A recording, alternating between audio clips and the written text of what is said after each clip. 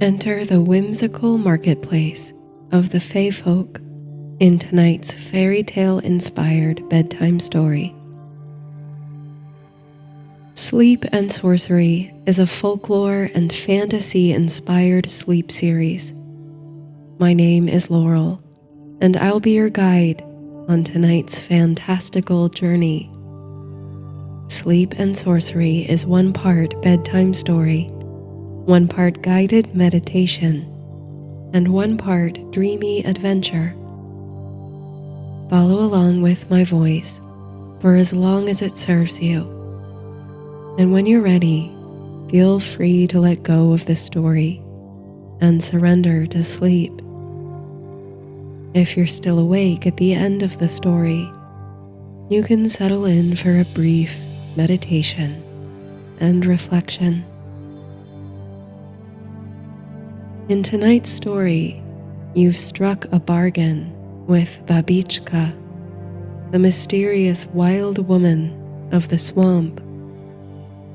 She sends you in search of an item found only in the Fae Market.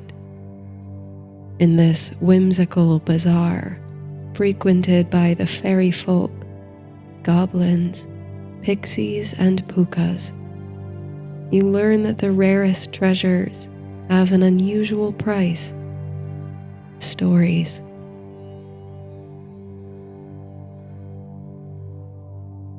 Before our story begins, I invite you to look within. Ask yourself, what is the dearest desire of my heart? What is the life I long for? The future I wish to create? It's okay if you don't know the answer right away. Just breathe and consider, and imagine what your life looks like once you've achieved that dearest desire. How do you feel? How do you move through the world having achieved it? Now, see if you can craft that feeling into an intention or a deep resolve. A short, simple sentence that can function as a mantra. It can be as general as, I am happy, or I am connected, or it can be more specific, but speak it as if it is already true. Say it 3 times silently in your mind.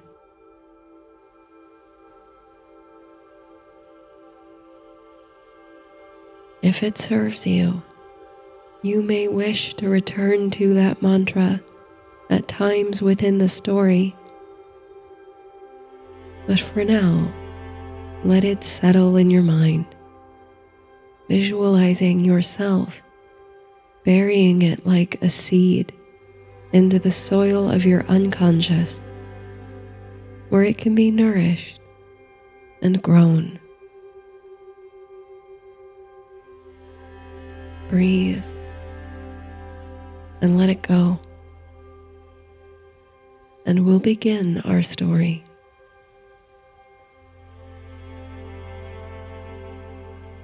You pick the last of the poppy seeds from underneath your fingernails, sprinkling them into the jar by the hearth.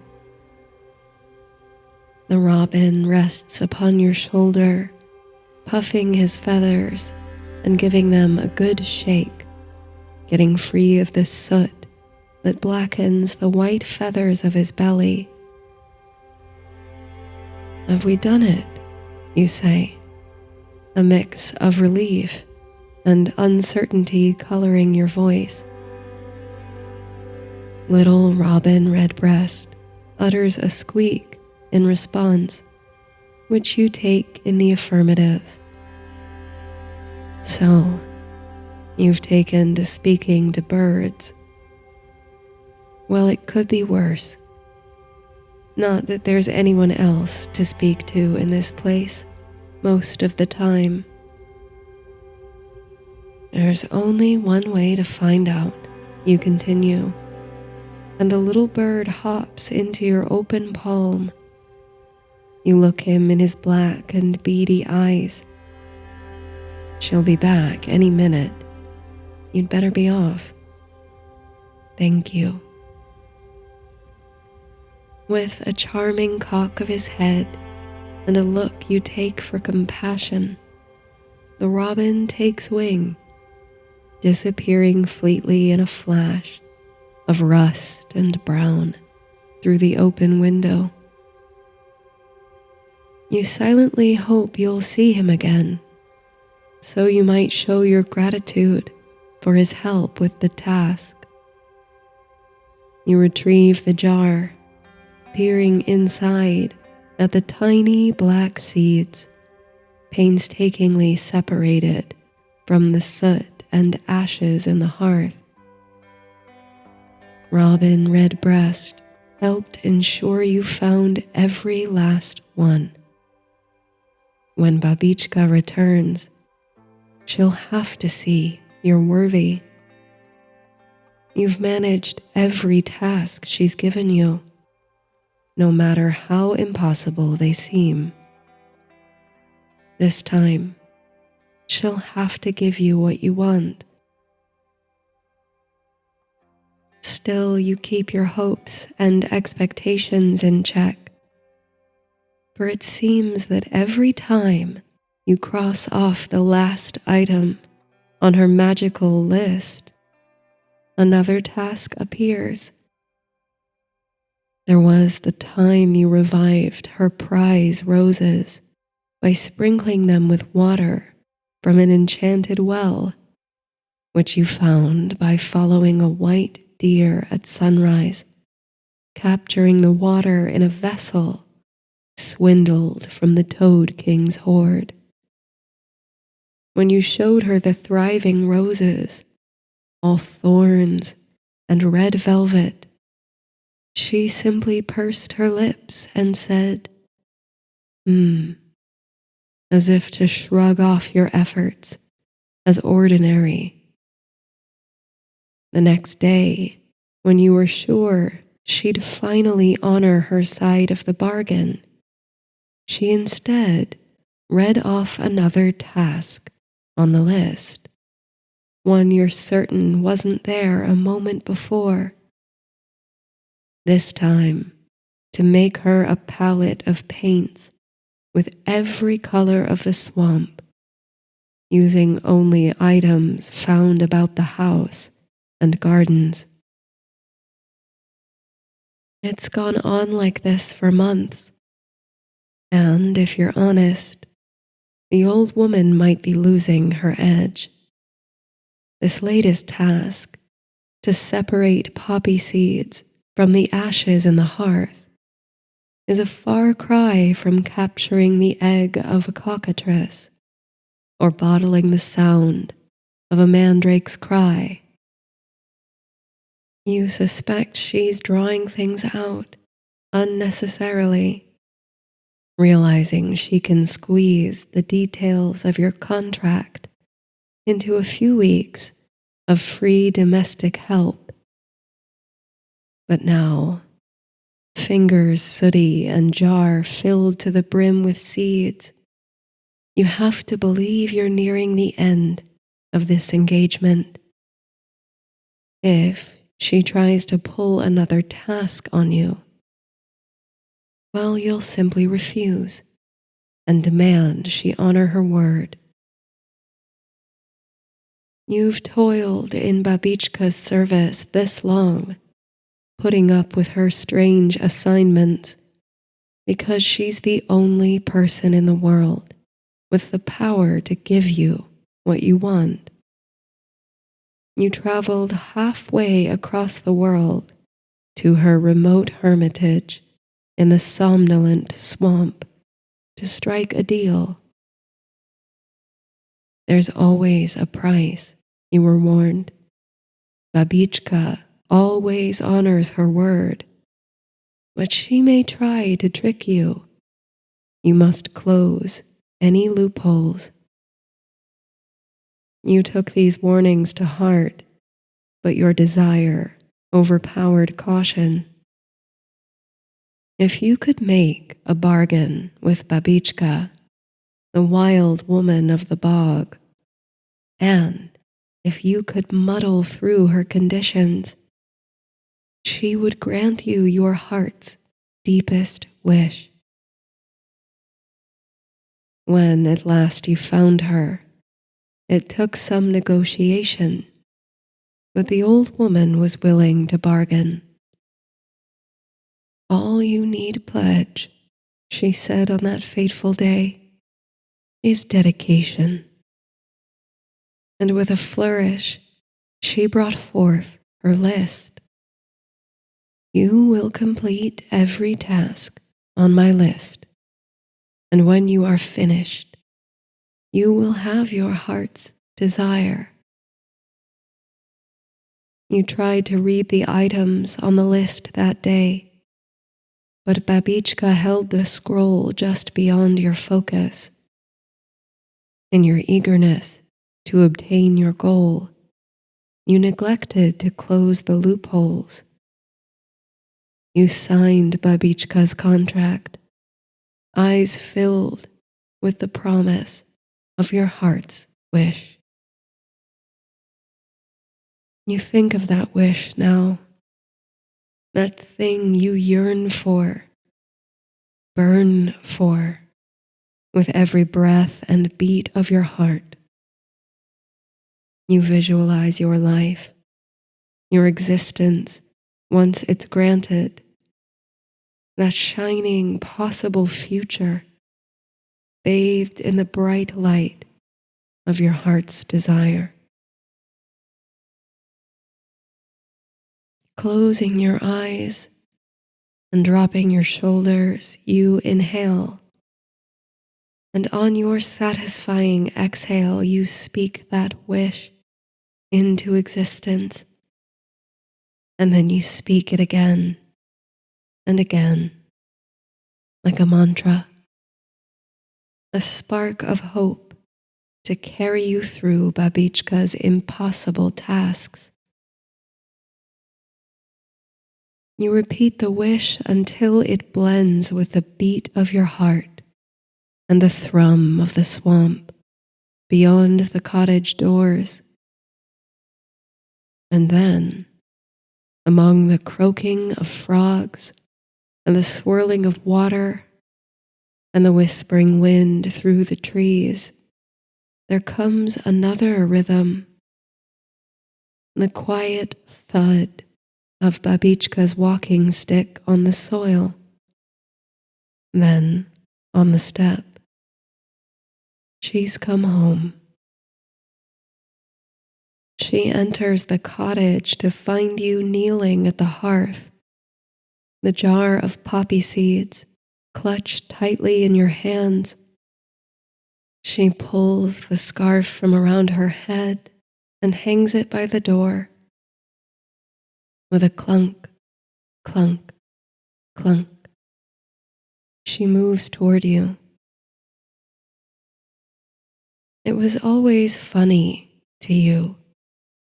Well, perhaps not funny, but ironic, that this unassuming old woman, low to the ground and rounded like a bread roll out of the oven, finely wrinkled at the eyes and mouth, always leaning, asymmetrical upon her stick, should be the bearer of such cosmic power. For a moment, she looks down at you with a blank, unreadable expression. Her eyes flick to the jar, then the pile of ashes. She squints, then grunts a perfunctory and clunk, clunk, clunks away toward the kitchen. You get to your feet, holding the jar out. When you speak, you do your best to keep the edge of annoyance and pleading out of your voice. Babicka, you say, it's done. I've finished your last task. And, mustering additional courage, you add, I want what I came for. Babicka is rummaging in the cupboards now, moving items around. Still not speaking, she moves back over to you, takes the jar from your hands, and pushes it into the newly rearranged cupboard.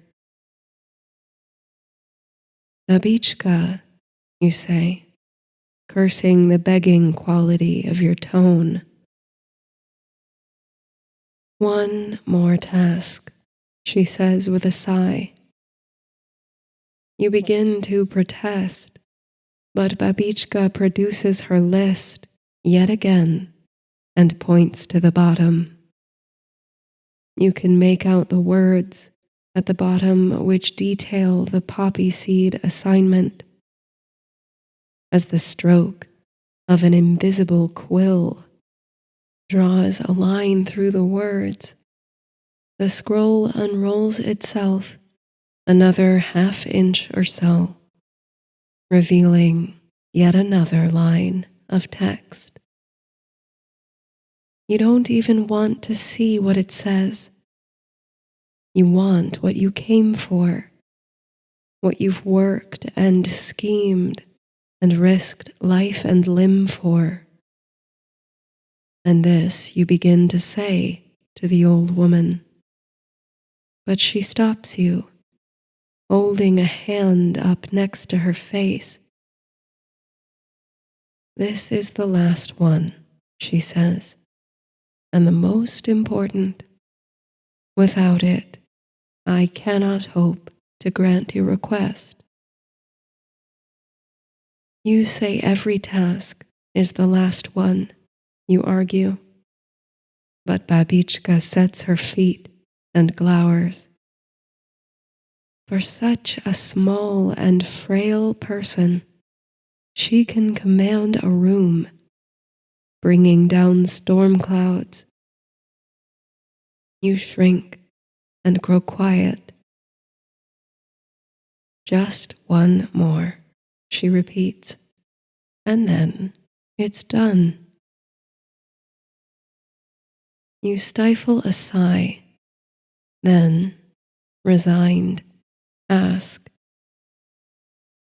what must I do? At sunrise next, you pack a satchel with drinking water and bread. The journey might be long, Babicka warned, or it might be short. The destination moves around. Either way, best pack provisions. She's sending you to market to purchase an important ingredient for an elixir. A strange request, you thought at first. Babicka visits the market frequently enough, coming home with all sorts of bits and bobs. Why must she delegate this trip to you when you've grown used to feats of strength and wit and guile and tasks for nimble fingers and a spirit of nothing to lose? Can't she procure this object herself? Ah, Babicka said last night, a glint in her eye that hinted at some air of romance in her you've rarely seen. This is no ordinary market. This is the marketplace of the Fae, and those who keep it do not trade lightly. She went on to explain that this phantom bazaar lies beyond the veil of this world and is frequented by all manner of unlikely beings. It's a meeting place for goblins hawking their fruits, for the tricksy tull with teg, for hobs and brownies and sealy whites. To barter with these folk of the Fae wilds, you must carry unusual currency. So, why then would Babicka send you with no gold, no goods, nothing to trade, only water and bread for the journey? When you find the item I desire, the old woman explained, you will understand. Look for the puka. The last I saw it, it was among his treasures. And so, this morning, short on answers, but with renewed energy and spirit, you prepare to set out. Babicka strings a charm along a chain and hangs it round your neck, bidding you tuck it beneath your clothes. For protection, she says, a note of care in her voice. In moments like this, though rare, you feel a sort of closeness between you, a tender, grandmotherly concern, like she's come to feel herself responsible for you. She is a trickster, but she is not entirely unfeeling, and she has fed and clothed you all this time. You thank her for the charm, and you go. But where are you going? Like everything else associated with this task, that remains a mystery. All you know is west. The fairy hills, the ballads say, lie in the west. You set off amid cypress knees and bubbling bog, under patient sunrise. An orchid-skinned rusalka breaks the surface of the water, seaweed hair pluming outward as she watches you go. Purple lupine tickles your elbows, and bird song blends with frog song. A quivering note pierces the swamp's symphony. You know that sound. Robin redbreast flits through the trees and flutters down upon your shoulder. You breathe a sigh of relief for the companionship. You'll find the Fae Market together. The journey is neither long nor short, but somewhere in between. You stop to rest upon the remnants of a fallen oak at midday, taking a swig from your water skin and indulging in a crust of bread. You offer some to the robin, but he happily pecks at the ground, more solid in this part of the forest, for seeds and things. Once beyond the swamp, you found the threads of a river, and you've chosen to follow this toward the setting sun. By evenfall, the river leads you to the foothills of Fairy, and, clinging to the charm around your neck, you forge ahead. The market lies, you understand, somewhere here in the trembling threshold between the two countries. The entrance should, you think, make itself known. The robin comes and goes from your shoulder, as if investigating this unfamiliar place. There should be some way in, you say to the bird, hoping he can understand you. A door, a portal, I'm not sure. The robin squeaks from somewhere to your left, around a copse of trees. You follow the little bird's voice, then stop in your tracks as you see it. Wreathed in vines, all shimmering with the rising glow of will-o'-the-wisps, where the trees bend together, there is an organic archway. Just at its threshold is a sprinkling of toadstools, and under the arch, the lingering light seems to bend and tangle, warping the vision of what lies beyond. This must be the entrance to the Fae Market. You'd wager anything. Well, friend, you say to the robin as he returns to perch upon your shoulder, shall we? Touching the charm and remembering why you're here, to bring forth your heart's desire, you step over the toadstools and through the bend of light beneath the arch, into darkness for a moment, and then into a strange and spectral light. The noise meets your ears before the place comes into visual focus. Loud chatter and music, the sounds of bustling bodies, fluttering wings, coins, and cups a-clinking. Watcher, comes a gruff voice behind you, and you leap to the side, allowing a cart to be drawn past, pulled by a towering figure with what look like ram's horns sprouting from his head.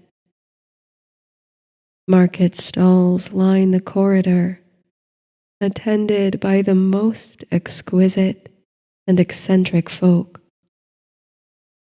It's a bustling, open-air market, though you find it difficult to distinguish due to the unusual quality of the light, whether sun or moon shines down upon it. It's crowded, but there's room to maneuver, and, not knowing which way your quarry lies, you let yourself be carried by the flow of foot traffic past the most curious offerings. There's a merchant selling textiles of glittering silk, luminous as if it's spun with fibers of moon-kissed gossamer. Another hawking plundered jewels. You pick up bits of conversation here and there. A customer arguing with an impish little man over the authenticity of the dragon eggs he's selling. A negotiation between a naiad and a dryad over artisan wares. Honestly, this place is full of the oddest sort of people, says a clear voice so close to you it makes you jump. You spin round, looking for the speaker, ruffling the wings of the robin. But no one nearby seems to notice you, let alone have something to say to you. Slowly, with mounting realization, you turn your head to the right, looking to the little poof of a bird who rides along with you. Did you begin. Oh, thank goodness, says the bird. Finally. You can speak, you ask in disbelief. Though with all the things you've seen these many months in the service of the swamp woman, you really shouldn't find this so surprising. Of course I can, says Robin. I've been speaking all this time, only it seems you've never heard me. You hold an open palm out for him to hop onto, so you can converse more easily. I think it must have been the archway, or coming here somehow. This place can translate me, or otherwise help us understand each other. So you really are a bird, right? You ask, considering the possibilities. You're not a prince transformed, or a fairy in disguise. Alas, Robin says with a little bird sigh, I am but lowly Robin Redbreast, at your service. You smile. It's a nice thought that this little companion through your latest tasks should prove a true confidant. It makes you feel so much less alone. They are odd, aren't they? You say covertly, looking around at the buyers and sellers of the Fae Market. But I've just got to get one thing, and then we can get out of here. Babicka said I should look for the Puka. Any ideas? The Puka, Robin says, his tail flicking involuntarily. Yes, I know the sort. Shapeshifters, though. We could be looking right at him and not know it. What did she send you to fetch? It's a sort of resin, you say. She said it would look like a stone, or a crystal even, but it's really a dried sap from a tree that used to grow in Fairy 1,000 years ago. The tree is long gone, so the resin is really rare. And why does she need this rare resin? Robin inquires. It's supposed to be an ingredient, or you think of how to explain it. Babicka said it's like a catalyst. It's the last thing she needs to make the elixir that grants my wish. The bird makes such an expression at this that you'd swear if Robins had eyebrows, he'd be raising his high. You're about to make a jab at him when a silvery voice cuts through the clamor, and at once your senses sharpen, honing in on the sing-songy cry of the merchant. Apples and quinces, lemons and oranges, plump, unpecked cherries, melons and raspberries. You look around for the source of the voice. It winds and twists like the bends in a river. It isn't coming from a stall. It's moving further away from you. Forgetting your conversation with Robin, you follow it, single-minded. Bloom down-cheeked peaches, swart-headed mulberries, wild freeborn cranberries, crab apples, dewberries, pineapples, blackberries, apricots, strawberries. The little bird whizzes about your head, asks where you're going, whether you've spotted the puka. But you tune out his tittering. All you hear, all you want to hear, is the voice. All ripe together in summer weather, morns that pass by, fair eves that fly, come by, come by. Our grapes fresh from the vine, pomegranates full and fine, dates and sharp bullaces, rare pears and green gages, damsons and bilberries, taste them and try. And there he is, the crier, carrying a low-slung basket of bright, fresh fruits, ripe and rippling the air behind him with their sweet scent. Your mouth waters. All you've had to eat in hours is that crust of bread. How satisfying it would be to bite into the flesh of a fig or drop juicy grapes into your mouth, or feel the bursting of pomegranate seeds on your tongue.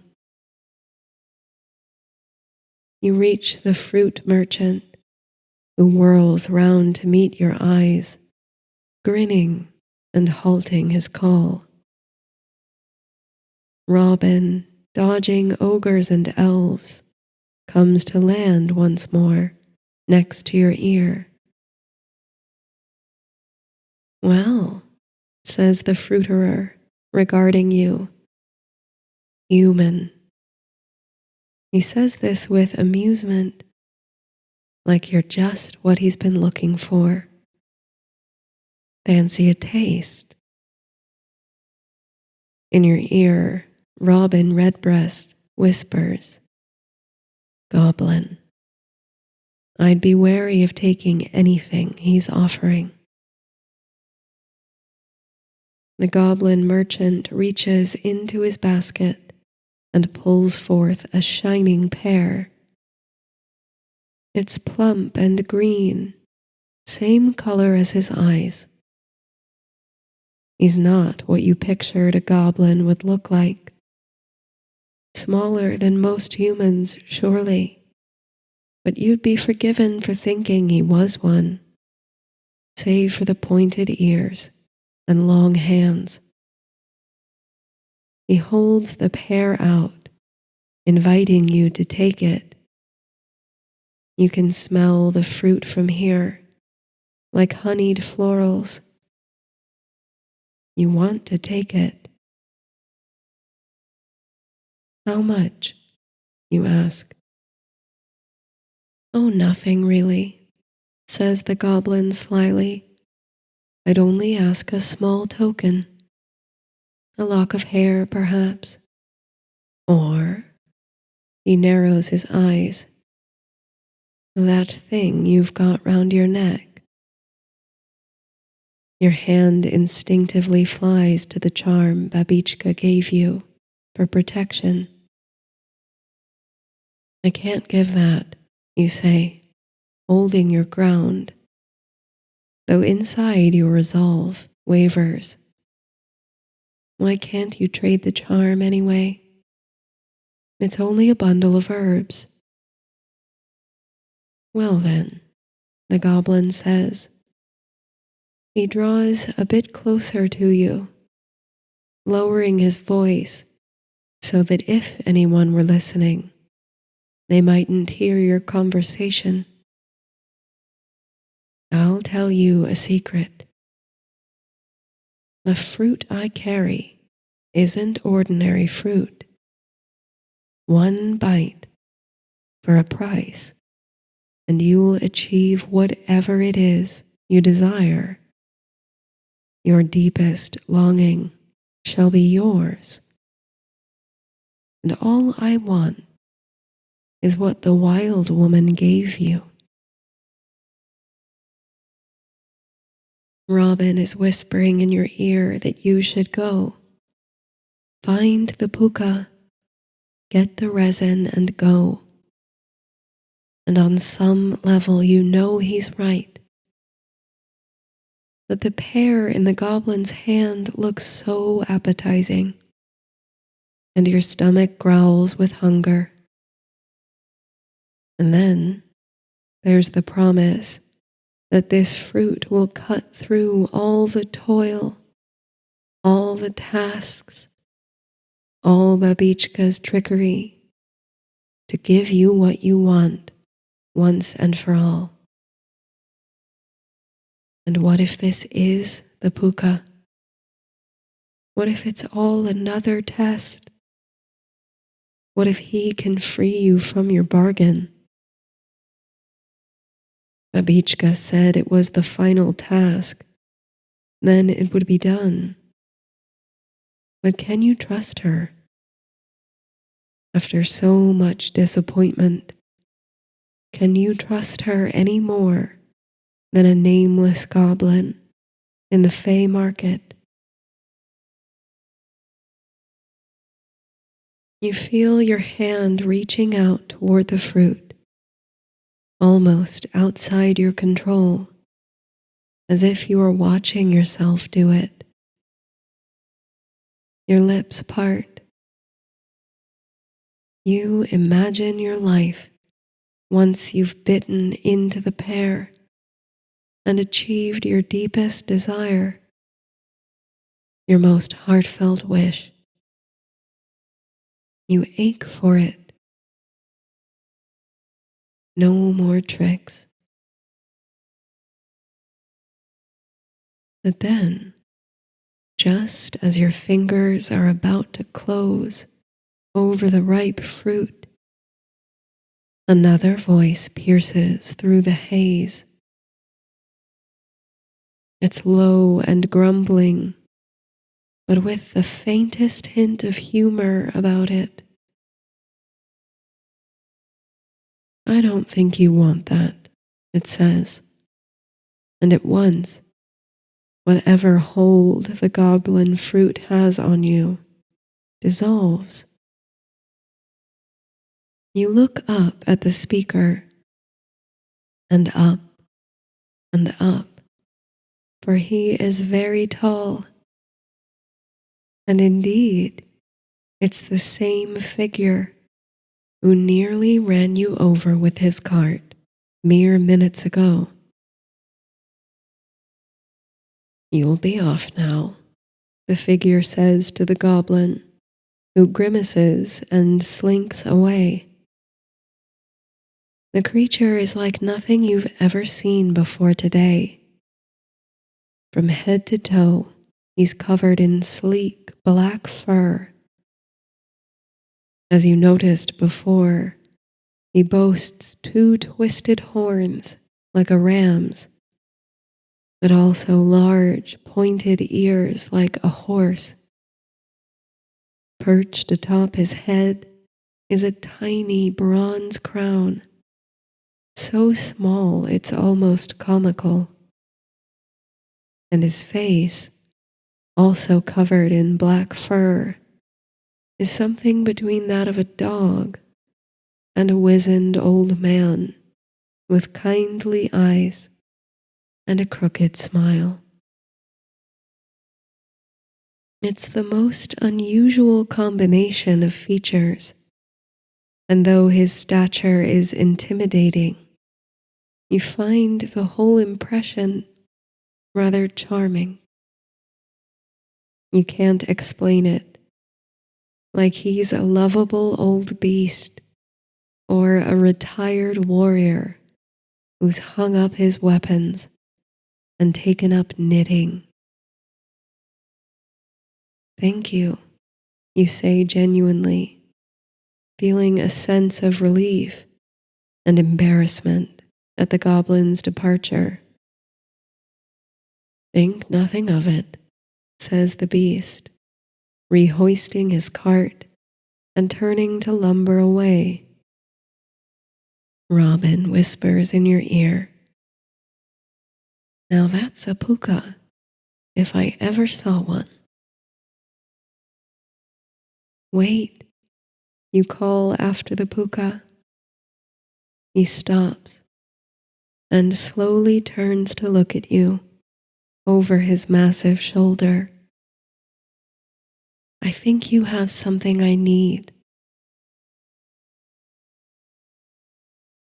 If someone had told you when you awoke this morning that only hours later, if time works the same way in fairy, that is, you'd be conversing with a puka and a talking bird over steaming mugs of tea, you'd have laughed in their face.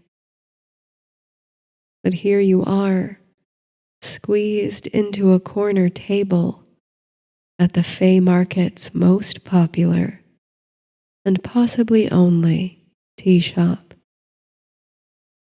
The puka insisted you join him there, as he'll only negotiate over tea and cakes. And they'll taste a right bit better than whatever that goblin had for you. He chuckles. It looks good, but goblin fruit is all show. It tastes like ashes. These, meanwhile, the shopkeeper places a tray of dainty tea cakes before you, then bellows at a table full of rowdy leprechauns to keep it down. Evidently, the puka comes here often to strike his deals, as no one has said a word about him hauling in the massive cart, overflowing with various odds and ends. You begin to tell the puka what it is you're after, but he stops you, gesturing to the cakes. Go on, he says. Never bargain on an empty stomach. You set one of the cakes in front of Robin, who pecks at it gleefully, and you take one for yourself. At the first bite, you must stifle a moan. The flaky, buttery pastry melts in your mouth with just a hint of sweetness, like lavender honey. It's heaven. You wash it down with a slow sip of dandelion tea, and you feel yourself loosen, relaxing.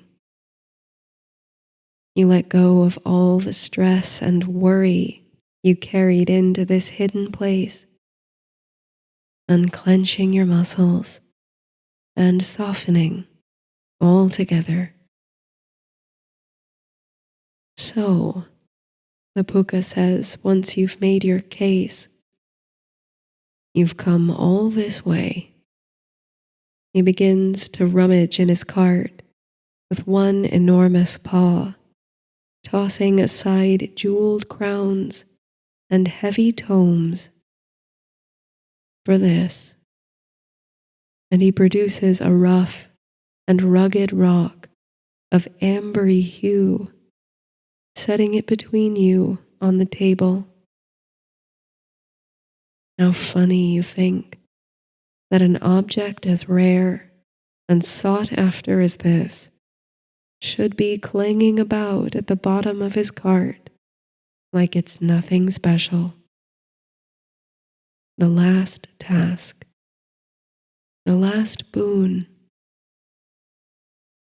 What's your price? You say eagerly. Slow down, he says, taking another of the cakes and popping it into his mouth. You say Babicka sent you.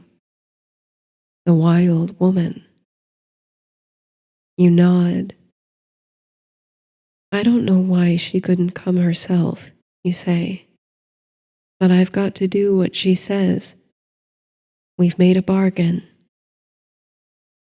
You seem very willing to leap into such bargains, the Puka observes.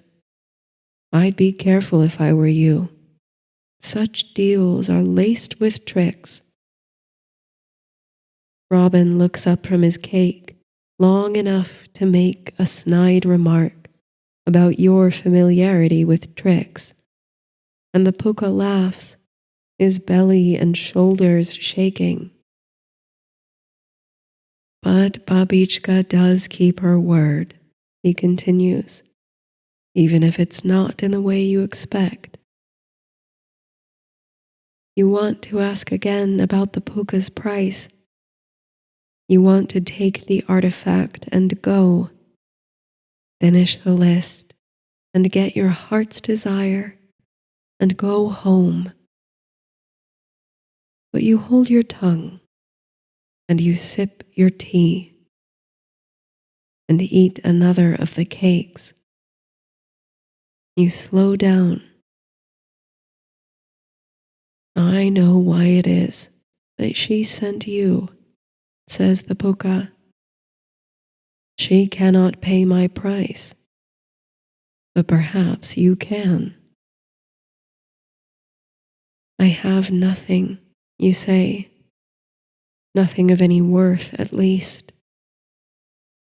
I must disagree, the Puka says. You wonder if he too will ask for the charm round your neck. It seems to be the only thing you carry that's worth anything at all. But that wouldn't explain why Babicka couldn't bring it herself. The price I require, begins the Puka. Your ears perk up. Is a story. A pause in which the rowdy leprechauns across the cafe are the only sound. A story, you repeat, unsure if you heard him right. The Puka leans back. I have little use for gold, he says. I take what I like, without trouble. And people like to leave me butter and honey in exchange for looking after their homes. I have my heart's desire and more. But the one thirst I cannot seem to quench is the thirst for a thrilling tale, a ballad, a romance, a myth. But surely Babicka has more tales to tell than I do, you protest. Living in that swamp, striking her bargains, she must be 100 years old. She'll have countless stories. Ah, you might think that, the Puka sighs. She's the keeper of many a tale. You should hear the one about how she came to live on the somnolent swamp, and how she chased away a whole horde of kelpies to build her house there. But countless? No. The last time she came to see me, in search of this very thing, and he taps the resin with a sleek paw. She realized her well had in fact run dry. She ran out of stories. The Puka nods. No story, no deal. So all I need to do, you reason out loud, is tell you a story you've never heard before, and the boon is mine. The Puka nods again and gives a gesture to indicate that you should give it a go. Do I have to tell it well? You ask hopefully. Only I'm not really good at this sort of thing. But he just looks at you expectantly, waiting for you to begin. You rack your brains for a tale to tell, one you've committed to memory enough to do justice to. Perhaps a ballad or a chanson de geste. I'm sure you already know the Ballad of Tam Lin. The Puka nods. You think some more. Sir Orfeo? Or the tragedy of Tristram and Isotta? The Fairy Queen? But the Puka has heard all of these and more. You run through every ballad, every legend you know, praying that one of them is unfamiliar to him. Even Robin offers a suggestion or two, tales he's heard on the wind through the swamp, but nothing the Puka hasn't heard before. You begin to understand how Babicka might have run out of stories to amuse the Puka. You begin to lose hope that you'll be able to win the artifact after all. Sensing your distress, the Puka softens. Slow down, he says again, and remember, there are more stories in this wide world than those told at firesides and bedsides. Look within. You breathe, sip your tea, and try to calm your racing thoughts. The Puka is right. He's heard all the legends, of course, but there are more stories than this, going untold every minute, every day. You have a story. Your own story.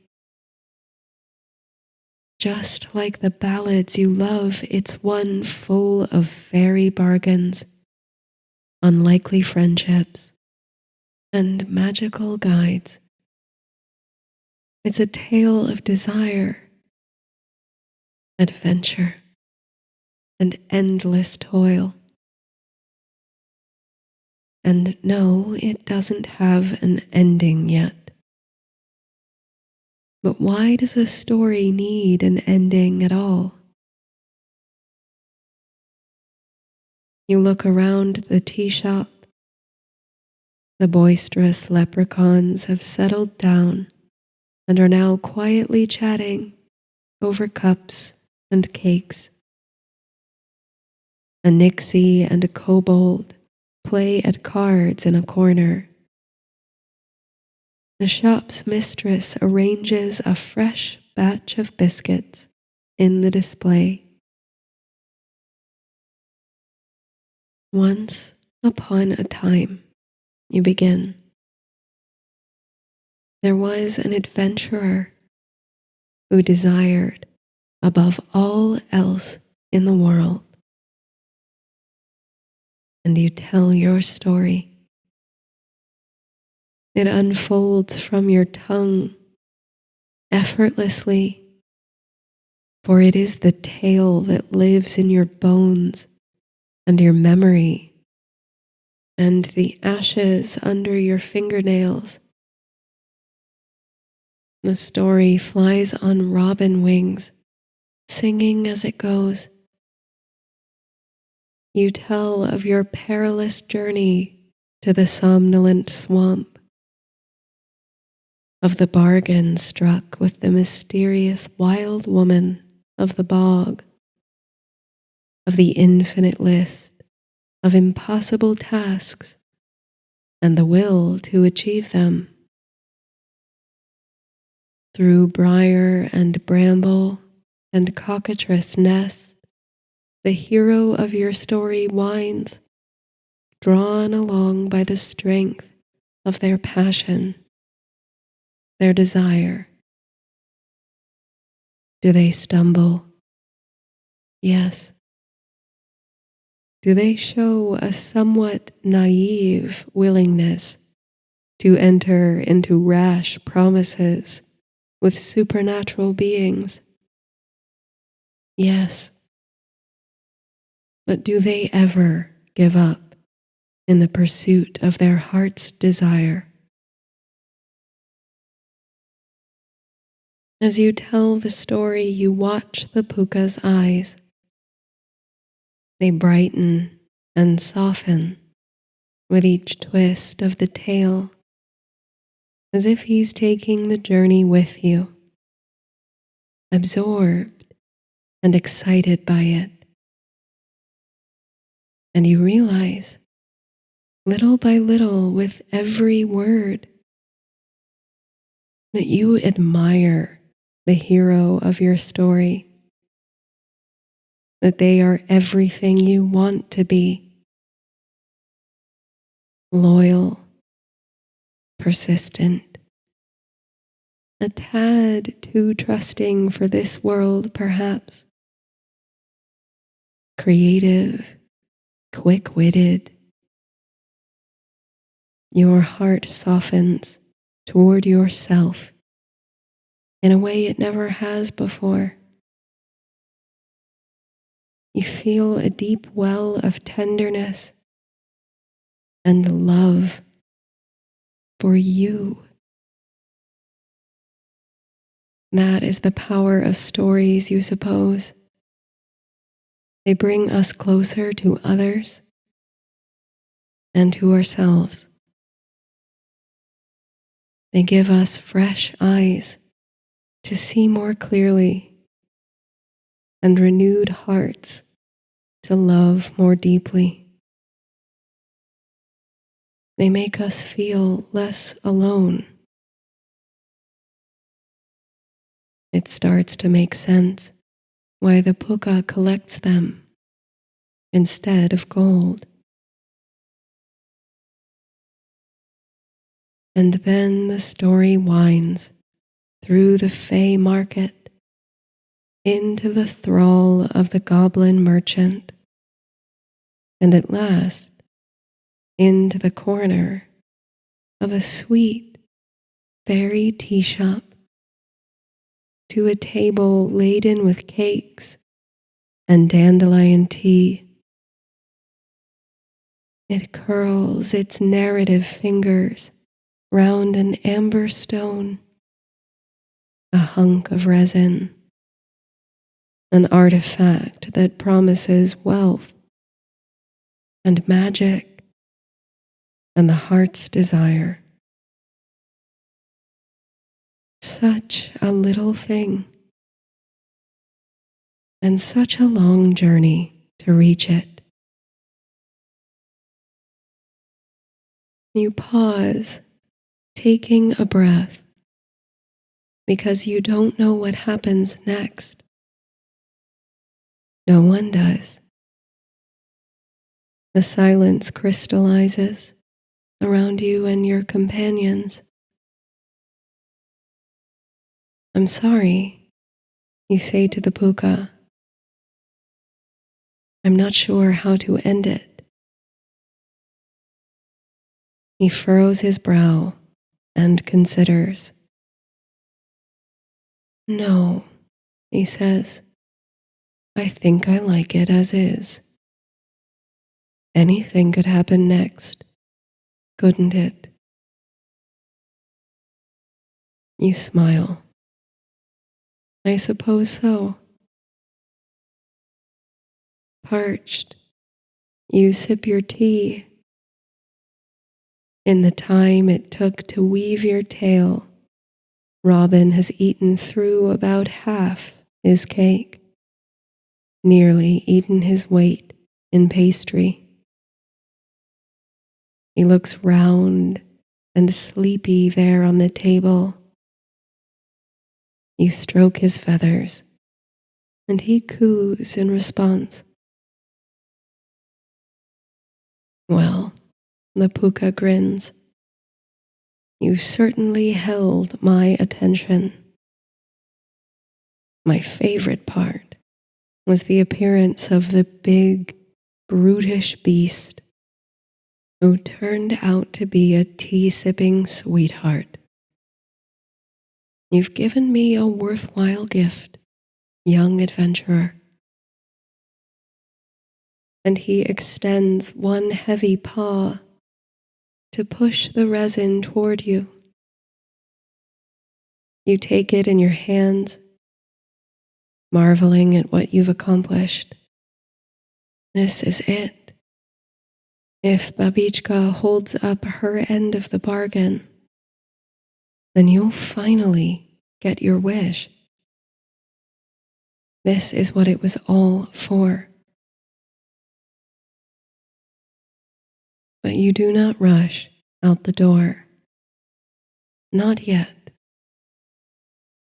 You take the time to finish your tea in the company of the Puka and Robin, savoring these moments when you and your bird friend can converse in the same language. There's always time for tea and cake and stories. And when it comes time to depart, for the tea shop owner is eyeing your table as more patrons squeeze into the tiny cafe, you find it hard to say goodbye to the Puka, this friendly giant. Tell you what, he says, hoisting his cart, the tiny crown atop his head brushing the ceiling. It's been too long since I paid a visit to my old friends in the somnolent swamp. Fancy a lift. Pukas are shapeshifters, Robin had said when you first arrived. And now that power becomes apparent as the Puka takes a new form, his long black fur shortening to a satiny coat, his horns vanishing, and his body lowering to all fours. The horse ears remain and are joined by hooves as he takes the form of a magnificent black stallion, a blaze of white across his face.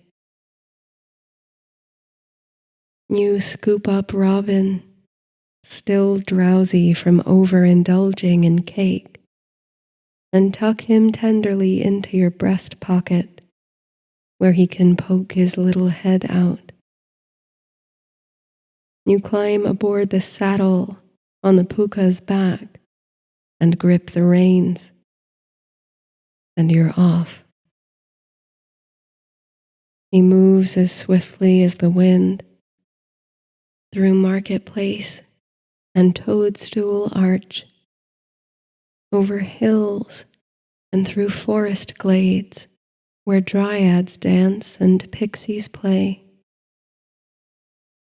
Chasing the sunrise, you reach the boundaries of the somnolent swamp, the familiar gurgle of frogs and marsh wrens. When Babicka's cottage comes into view, it almost feels like coming home. You dismount, and the Puka shifts again, becoming a black and gleaming fish. He leaps into the air and lands with a splash in the water. where you hear the musical giggle of the resident Rusalka. Robin, who has been snoozing peacefully in your pocket all the time, wakes with a squeak and flits to your shoulder. You cannot speak each other's tongues on this side of the archway, but you understand each other on a deeper level. You're part of each other's story now, and together you'll face whatever comes next. You'd be forgiven for thinking the expression with which Babicka greets you is one of warmth. She's relieved to see you, happy even. It hasn't been so bad, you suppose, working for the old woman. She's given you a story worth telling, if nothing else. Inside the hermitage, she has a full breakfast waiting for you. You sit down, grateful, and eat, your body at once ready to succumb to exhaustion and too exhilarated to sleep. You wonder how long you've been gone. It feels like only a day and night, a single arc of the indomitable sun. But Babicka looks older than ever, and the fairy wilds are known to mess with time. Once you've feasted, you produce the resin from your satchel. Here it is, you say, wild hope in your voice. What I promised, the last thing. Babicka gives her characteristic but the glitter in her eyes betrays her nonchalant exterior, and she produces her list. The stroke of an invisible pen crosses out the final task, and you hold your breath, waiting for another item to appear. But instead, the scroll of parchment in her hands slowly dissolved, consumed as if by inner flame, curling with embers at its edges. Then it's gone. You've really done it. You've finished the list.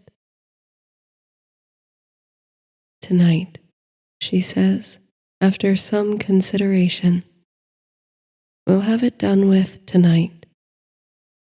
For now, you should rest. She'll need the day to gather her materials and ready for the spell. It's best done in moonlight anyway.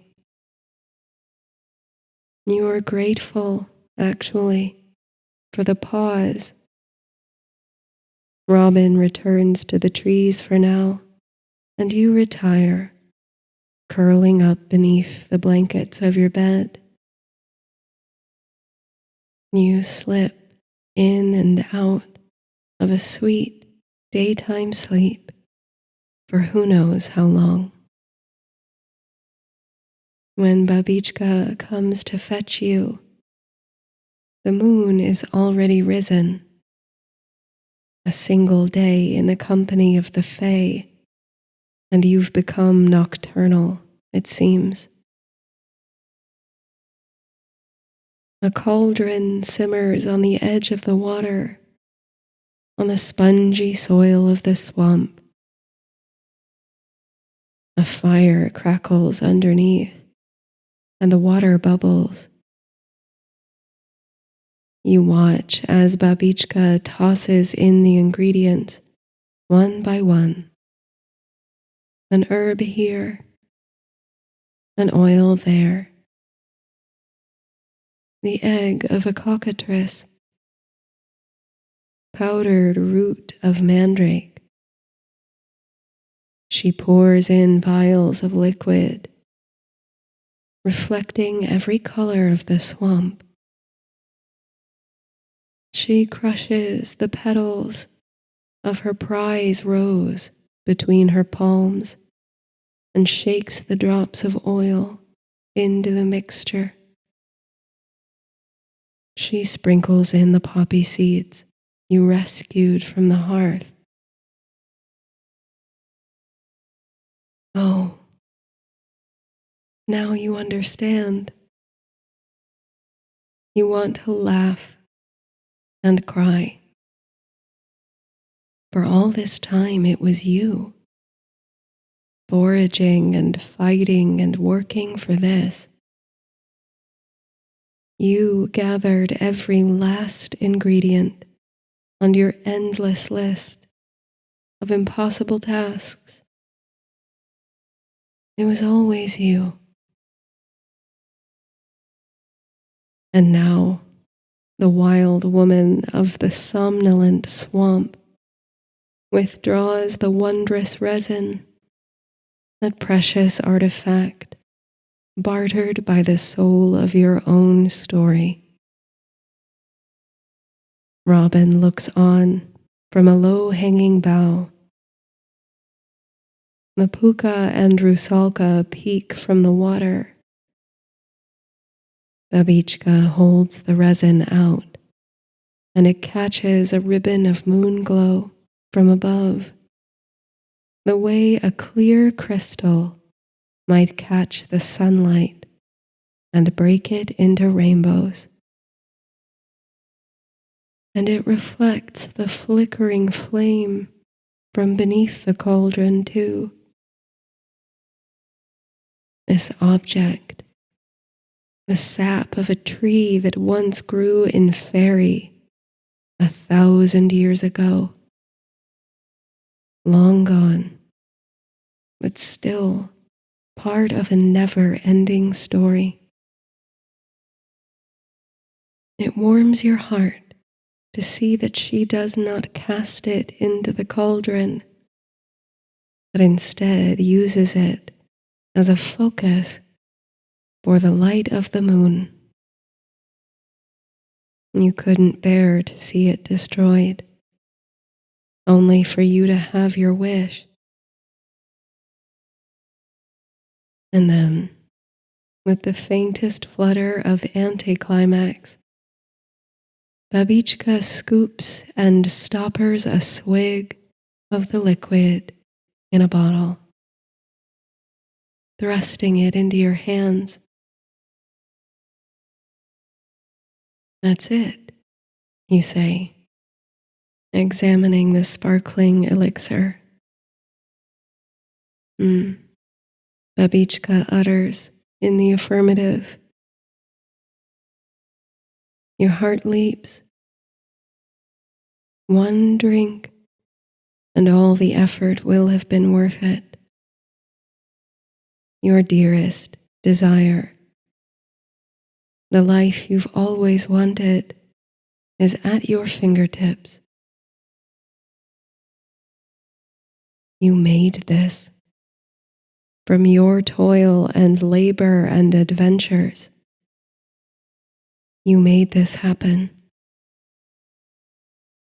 What a story you'll have to tell when you return home. The old woman, leaning lightly on her walking stick, is already headed back inside, as if she's finished with you. You unstopper the bottle and lift it to your lips to drink. But something makes you pause. Maybe it's the presence of the puka swimming gleefully in the waters. Maybe it's robin twittering in harmony with all the crepuscular creatures of the swamp. And maybe it's just a feeling that this is not how your story ends. Inside the hermitage, a tea kettle whistles over a roaring fire in the hearth. Babicka pours herself a cup of swamp mallow tea. You stand in the doorway, elixir in hand. "Would you pour me a cup?" you ask the old woman. She blinks, then retrieves another ceramic cup from the cupboard, fills it with mallow leaves, and pours in the hot water. The scent is earthy and sweet. You join her at the table. "Slow down," the Puka said. And this is what you do. "Aren't you going to drink it?" Babicka says, indicating the elixir. You consider. "I will," you say. "Probably. But first," you make eye contact with the old woman across the table. You warm your hands against the outside of your teacup. "Would you tell me a story?" And Babicka's eyes sparkle in the firelight, crinkling at the corners as her face settles into a grin. She takes a deep breath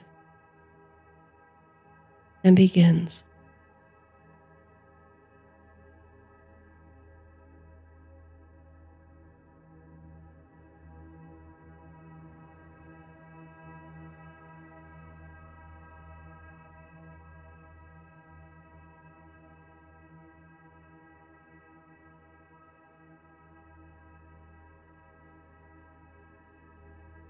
Breathe, slowing down, calming your thoughts, and relaxing the body. Relax the muscles of the face, unclenching, loosening, softening. Find peace and stillness here, and return, if you will, to the intention you set before the story began. Repeat it in your mind as a mantra.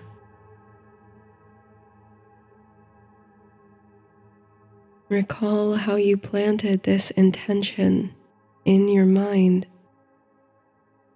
your unconscious. Visualize the fertile soil in which it rests, breathing with the earth.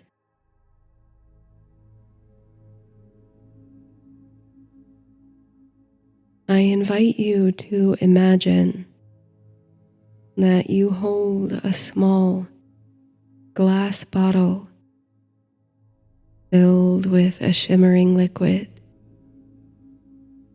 which changes color and quality depending on the angle at which you behold it.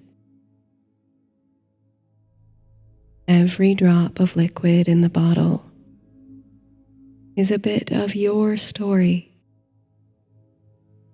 a twist or turn of the adventure of your life. The work you put in, the love you give, the relationships you sustain, the communities you're part of, the daily grind, the above and beyond. This is your story.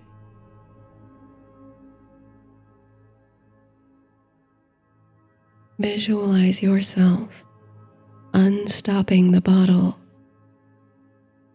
and sprinkling that liquid on the soil where it seeps in and feeds the seed, the spark, your intention, your mantra, your wish. And imagine that deep roots begin to grow from the seed, grounding your intention, anchoring it, and visualize it sprouting up from the earth, forming buds, then flowers, which open and smile on you. What do the flowers look like? These expressions of not only your desires, but your effort and impact in the world. You did this. You made this happen. You can bring forth wondrous things. And you have countless stories to tell.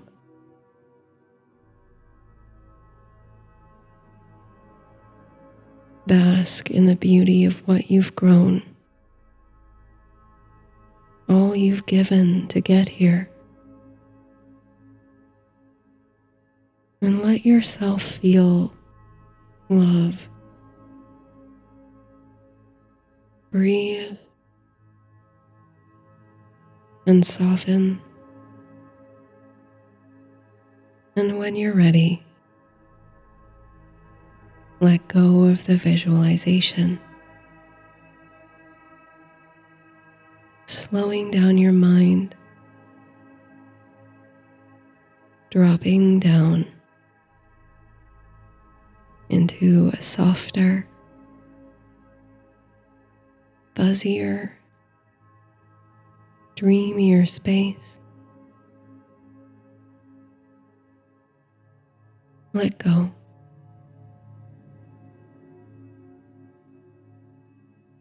Sweet dreams.